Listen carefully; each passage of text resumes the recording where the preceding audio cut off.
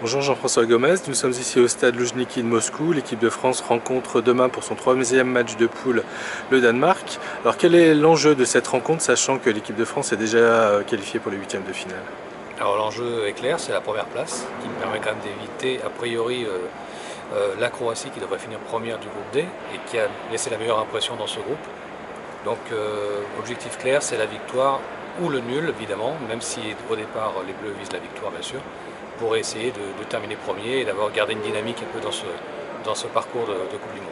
Alors néanmoins, même si la victoire est l'objectif fixé par les hommes de Didier Deschamps, ce dernier devrait procéder à de nombreux changements. Est-ce que vous pouvez nous en dire un peu plus? Oui, c'est souvent la règle un peu, la règle établie dans ce genre de compétition. Quand on a gagné les deux premiers matchs, qu'on a la qualification assurée, même s'il reste encore une étape avec la première place, on fait confiance un petit peu aux joueurs qui ont peu joué jusque-là, ou pas du tout même.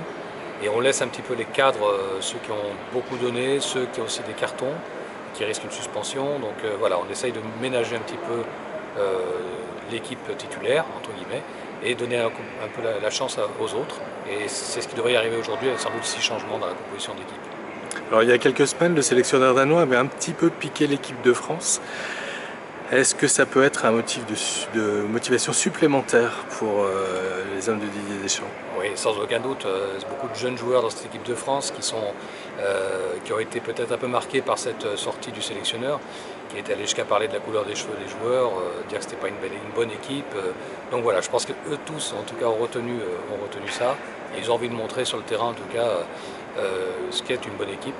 Et forcément, Deschamps s'en sert aussi un petit peu, je pense, même s'il n'aura pas besoin vraiment d'accentuer là-dessus pour la motivation de ses joueurs.